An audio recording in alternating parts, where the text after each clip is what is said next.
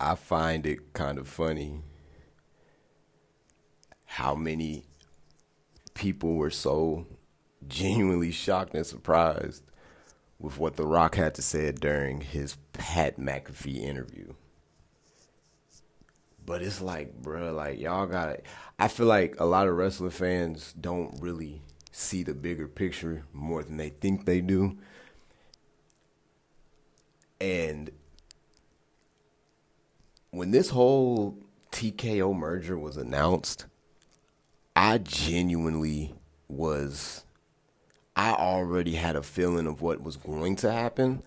Not necessarily with just in terms of like, the the quality of the show, but more or less the backstage bullshit politic drama that was going to be involved with The Rock and Triple H at the head.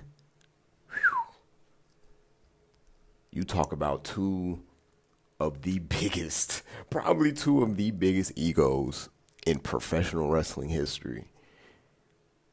And y'all are surprised that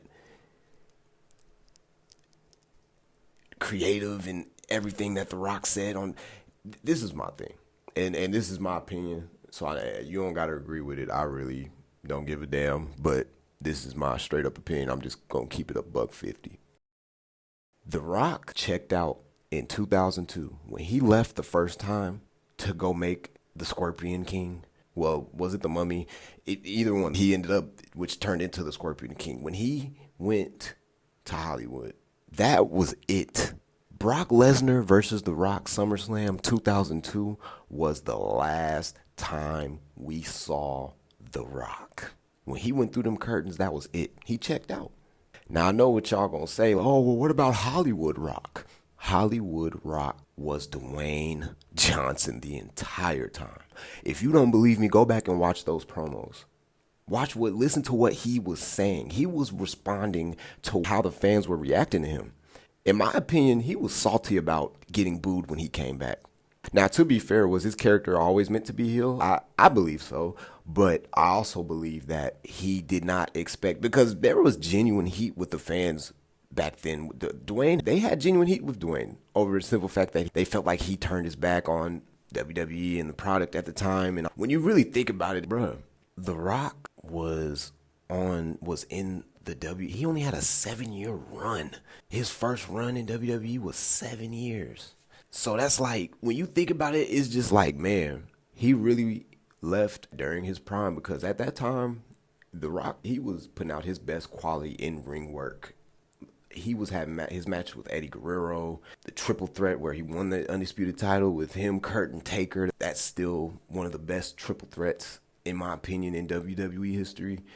He was putting out bangers, man, and he decided that shit, he wanted that Hollywood money. And I say that to say this. Man, that you are looking at the final boss. The Rock, Dwayne Johnson did not even want to be that character, because I fully believe the original plans for WrestleMania 40 was always going to be Roman Rock. It just was. And the TKO merger the next year just makes sense, because imagine Roman going over on The Rock. Or I don't think Rock would have beaten Roman at that time, but just the fact that that match was even considered was the fact that they were full throttle going to go with that match, bro. And sure enough, we had another yes movement moment. And as much as Hunter hates the word pivot, that's exactly what y'all did, bro. Y'all switched. And they hated WrestleMania 40. I guarantee you, because it wasn't the direction they were going for. It just wasn't the direction. And you can blame the fact that The Rock wanted Cody to turn heel. He claimed that he pitched Cody to turn heel and all this shit. The whole Cody, I want your soul. And you could just tell that it was all on the fly. There wasn't any planning or real thought process behind it. And it's just like, it just shows how much The Rock truly cares. It honestly just shows, because how the fuck are you going to show up and be a part of the biggest storyline of this year Cena turning heel, first time ever, and you decide to drop the ball and not show up during the main event of WrestleMania. And I think the worst part about him not no-showing Mania isn't even the fact that he no-showed. It's the fact that they sent out Travis Scott to fill in The Rock's place, bruh. I have no issue with Travis Scott being a part of this storyline as a, because I know what he was there for and what his job was, and he pretty much did that because he pissed a lot of people off. And you guys that really believe that Travis Scott injured Cody with a slap, frail ass Travis Scott, you got worked. Now, what is it exactly that The Rock is doing or what his energy is? I just feel like it all goes back to WrestleMania 40. Dwayne thought that he could just come in and big league Cody after Cody put in 2 years of straight work and heart and effort into his character and really earning his spot on the main event scene, just for The Rock walnut head ass to prance his ass down the ring and pretty much give Cody a smack on the back of the head and a kick on the ass and don't let the door hit you on the way out, son. Give me a break, bro. The fact that WWE even tried to pull that shit, they got some nuts on them for that. And I feel like me more than anybody was so happy that shit blew up because it created magic. And that's the magic of pro wrestling, literally. Chaos creates great moments and great storytelling in pro wrestling. Even with the way night 1 was booked, with The Rock going over on Cody to set the stage for Bloodline Rules in night 2, you could tell definitely that there was no way Cody was getting to that main event without The Rock beating him. That was definitely set in stone. It's ironic because Cody finishing the story is what caused the ripple effect of what happened at WrestleMania 41. But even then, you can go back to the Netflix premiere. Bruh, The Rock pretty much killed all 2 years of work that Roman and Cody put in, bro. And I don't think people understand how insane this promo was.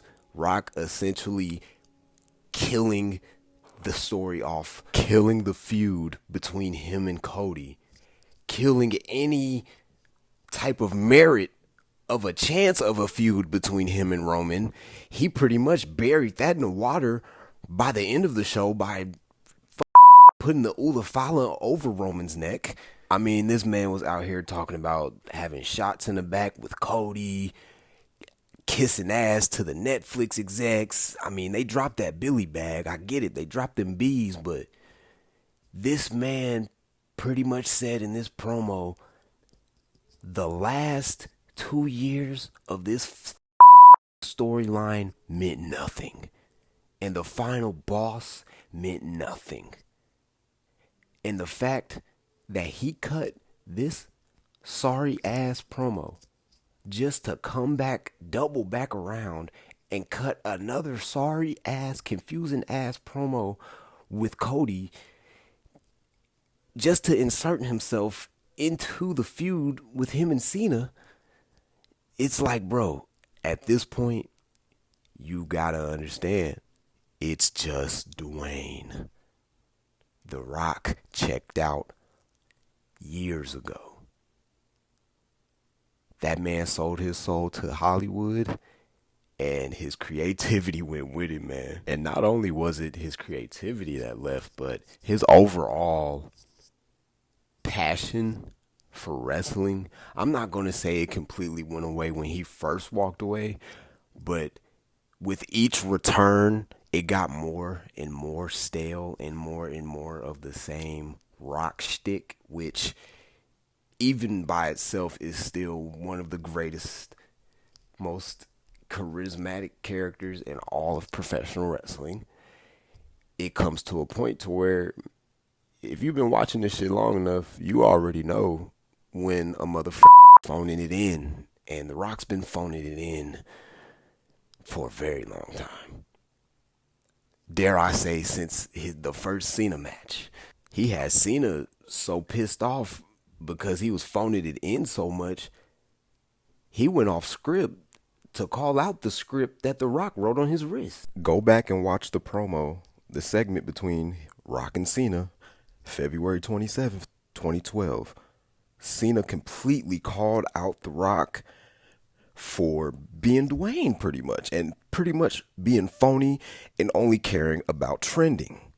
Even in this quote, Cena says he was past collaborating because he was sick of The Rock being Mr. Hollywood man, but can't remember a few lines in his first line of work. You was in wrestling before Hollywood and you can't remember your lines? Man, Cena was more than justified in calling him out. Like, if you go back and watch all the segments from their first feud, bro, Cena cooked Rock every single time on the microphone.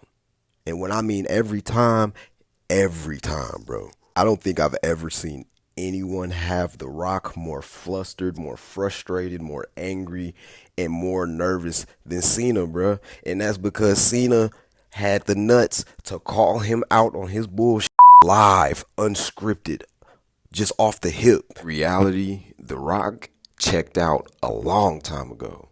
And not only has he checked out, but he has almost pandered his way into his position. This isn't corporate Rock from 99. This is corporate Dwayne Johnson.